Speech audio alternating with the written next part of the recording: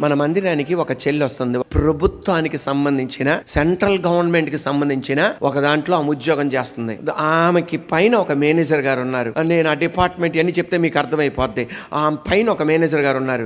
ఆమెతో ఉన్న వాళ్ళందరికీ ప్రమోషన్ ఇస్తాడు, ఆమె కింద ఉన్న వాళ్ళకి ప్రమోషన్ ఇస్తాడు. కానీ ఈమెకి మాత్రం ఏమివ్వడం, ప్రమోషన్ ఇవ్వడం. ఆమె వెనకాల వచ్చిన వాళ్ళు కూడా ప్రమోషన్ ఇస్తాడు, ఈయన ఇవ్వడం. అలాంటప్పుడు పక్కన వాళ్ళు అన్నారు, ఒక్కసారి వెళ్ళి కనుక్కోకూడదు ఏంటా అని. అప్పుడు ఆ సార్ గారి యొక్క, ఆ మేనేజర్ గారి యొక్క పుట్టినరోజు.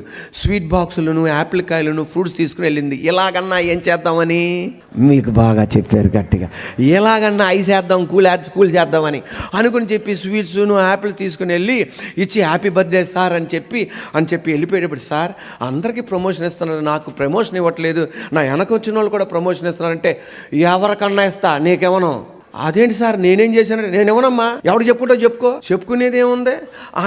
ఆయన కాకుండా వెళ్తే ఎక్కడ చెప్పుకోవడానికి కుదరదు, ఎవడు చెప్పుకుంటో చెప్పుకో. అప్పుడు మిగతా వాళ్ళందరూ రెచ్చగొట్టారు, మనం అందరం ధర్నా చేయని ఏం చేయనని. సరే మీ దేవుడు చూసుకుంటాడు, ఎప్పుడు చూసుకుంటాడని. మీకు తెలుసండి, ఆ సెంట్రల్ గవర్నమెంట్ ఉద్యోగం చేస్తున్న ఆ మేనేజర్ గారు చనిపోయేదాకా ఆయన అక్కడే ఉండాలి, ఆ సీట్లోనే ఉండాలా.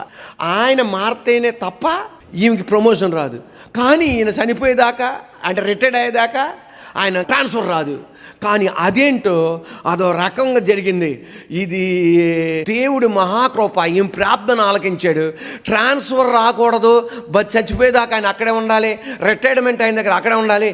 ఈయనేమో హైదరాబాద్ తీసుకెళ్లారు, హైదరాబాద్ ఆయన్ని విజయవాడ తీసుకొచ్చాడు. వచ్చిన ఆయన కన్నా నంబర్ 1 మూర్ఖుడు. వాళ్ళందరూ అన్నారు, ఈడు మరీ శాండాలు పోడే, ఈయన అసలు సాయం చేయడని. ఏం జరిగిందో తెలియదు. ఈయన ఫైల్ చూసి ఇట్రా అన్నాడు. ఇటు రానగానే ఏంటి సార్ అని, ఆడెందుకు ఇవ్వాల నీకు ప్రమోషను అంటే వీళ్ళిద్దరు పడదంట.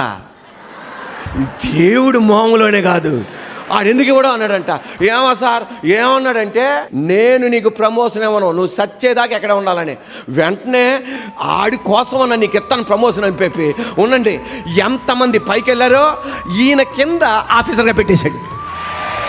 ఈ రోజున నీ కథను తిరిగి రాయగలిగిన వాడు. చట్టమైన చేతిలో ఉంది, అధికారమైన చేతిలో ఉంది, ప్రభుత్వమైన చేతిలో ఉంది, సామ్రాజ్యమైన చేతిలో ఉన్నది. ఆయన మౌనంగా ఉన్నంత మాత్రం కార్యం చేయట్లేదు అనుకోకు.